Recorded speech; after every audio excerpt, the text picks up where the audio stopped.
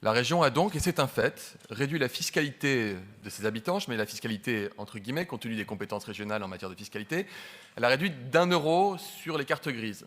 Je suis capable, Monsieur le Président, même si c'est une avancée somme toute modeste, de reconnaître que c'est une bonne nouvelle pour le pouvoir d'achat des habitants de la région. Du coup, et puisque je vous sais très favorable à la baisse des impôts, vous serez heureux d'apprendre, et je l'espère enclin à saluer le vote du Parlement hier soir d'une baisse des impôts sur le revenu pour 5 milliards d'euros, ce qui constitue une première depuis des années, et vous ferez rapidement une règle de 3 et vous vous rendrez compte que l'impact sur la fiscalité des ménages, y compris des habitants de notre région, est sacrément plus élevé.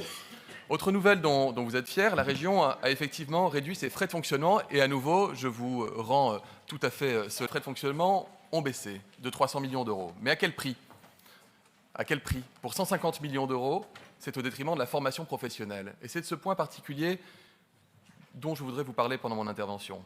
D'ailleurs, une idée pour votre prochain panneau publicitaire géant, la région sacrifie ses apprentis, ou encore la région la moins formée de France. D'ailleurs, je serais curieux de connaître à l'occasion le coût de ces opérations de véritable pollution visuelle qui finissent par devenir gênantes, y compris pour vous, croyez-moi, d'après les retours que j'ai sur le territoire. Sur les coupes franches dans le budget de la formation professionnelle, vous assumez. Vous nous dites que vous avez baissé ces budgets qui ne servaient qu'à faire gonfler les chiffres de Pôle emploi, ces formations qui ne donnaient de travail à personne. Je note que vous êtes le seul président de région, ou presque, à le penser, mais vous l'assumez. Vous assumez de ne pas avoir saisi la main tendue du gouvernement. Vous assumez d'avoir refusé avec obstination de vous inscrire dans le plan d'investissement dans les compétences, le PIC. Quel dommage, quel saccage, parce que le PIC, en 2018, ce sont 14 800 entrées en formation, 5 000 parcours sur les savoirs de base pour tout demandeur d'emploi, 9 800 parcours tout secteur pour le public cible du PIC.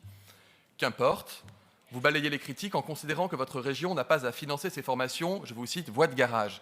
Des voies de garage qui permettent à des milliers de jeunes Français de trouver un emploi comme agent de prévention et de sécurité, c'est important, la sécurité, comme conducteur de transport, comme community manager, préparateur de commandes. Les PIC, ce sont également des formations qui préparent aux concours sanitaires et sociaux, comme si nous ne manquions pas de professionnels dans le secteur sanitaire et médico-social. La liste va s'étoffer. Il est vrai qu'Auvergne-Rhône-Alpes a pris énormément de retard à la suite de votre refus de travailler avec le gouvernement. La main a d'ailleurs de nouveau été tendue par le Premier ministre lorsqu'il s'est exprimé devant l'ARF. Nous espérons que vous la saisirez. Le constat dans l'attente est sans appel.